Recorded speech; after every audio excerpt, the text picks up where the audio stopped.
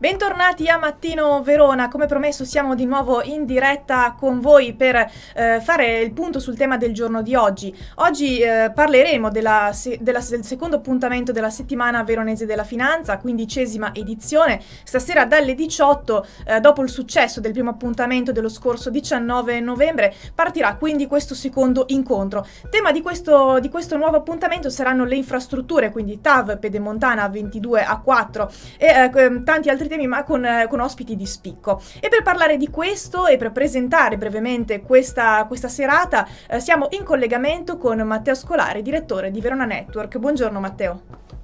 Buongiorno Giorgia, buongiorno anche a tutti i nostri telespettatori. Hai detto bene, questa sera seconda puntata della settimana veronese della finanza.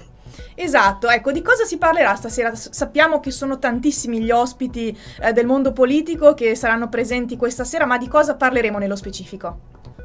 Allora, il tema è quello delle infrastrutture, in particolare TAV, A22, aeroporto, Pedemontana, ma anche scalo merci, centri logistici e aree portuali. Come sappiamo, insomma, il mondo sembra essere completamente paralizzato e assorbito dall'emergenza Covid. In realtà, insomma, c'è tutto un altro mondo che prosegue, che va avanti, che ovviamente lavora, e cercheremo di capire a che punto sono queste grandi opere e cosa potremmo fare per uscire da questo stallo. Cercheremo di capire anche se ci sono dei modelli da seguire. Sarà molto interessante, per esempio, uscendo dal nostro territorio, l'intervento di Zeno D'Agostino, che è veronese di origine, presidente del porto di Trieste, che recentemente tra l'altro ha raggiunto un accordo con il porto di Amburgo per creare un asse importante a livello logistico per l'Europa intera.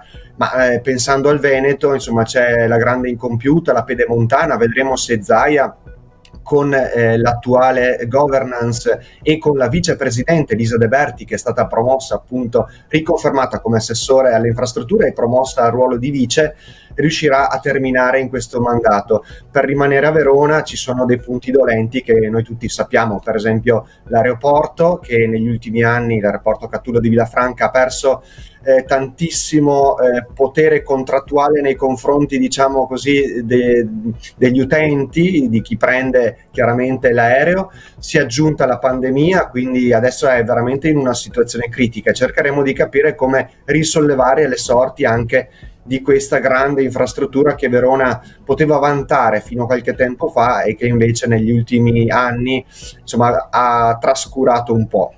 Ecco, tra i tanti temi di cui si parlerà, sicuramente si parlerà anche della TAV. Sappiamo che il primo cantiere si è aperto a Lonato lo scorso 5 ottobre, è un'infrastruttura su cui la regione sta investendo molto.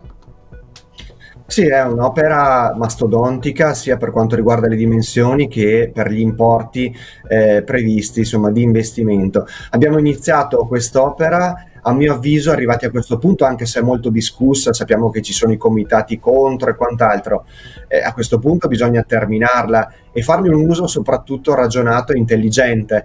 È un'opera che porterà sicuramente uno sviluppo ulteriore, dipenderà da che uso ne verrà fatto. Io sono convinto che il trasporto su rotaia possa davvero alleggerire le arterie autostradali, togliere traffico su gomma, e se utilizzato intelligentemente questo trasporto potrà creare dei benefici. Ne è un esempio per il Mangificio Veronesi, che da anni utilizza per i suoi stabilimenti padovani e quant'altro proprio il trasporto su rotaia. Quindi non è impossibile creare economia anche su questa infrastruttura. L'importante è metterci testa e prendere coraggio e investire chiaramente non solo sull'infrastruttura stessa, ma sulle modalità con cui utilizzarla l'infrastruttura.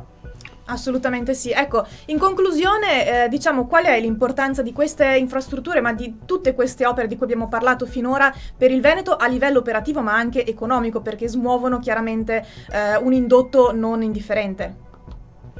Per il Veneto le infrastrutture sono importanti forse più di altre regioni, perché sappiamo quanto sia strategica la posizione della nostra regione sia nei confronti del nord Europa. Quindi guardiamo all'Austria, il passaggio, insomma, del Brennero con la A22, che è una delle ovviamente opere di cui si parlerà anche questa sera, delle infrastrutture di cui si parlerà questa sera, e c'è, sappiamo, una partecipazione anche del comune della provincia di Verona, ma guardando ad est appunto anche con il Friuli Venezia Giulia, con la Slovenia, con tutto l'est Europa, ecco perché il porto di Trieste, e ovviamente guardando a sud il Veneto con l'Emilia Romagna fa un po' da collante tra quello che è davvero un nord Europa e quello che rimane il centro-sud Italia.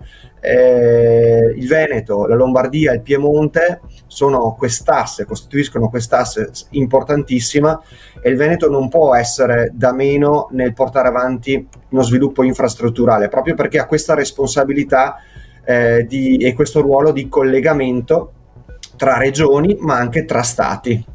Certo, chiarissimo. Bene, allora noi salutiamo e ringraziamo Matteo Scolari, direttore di Verona Network, grazie per essere stato con noi questa mattina.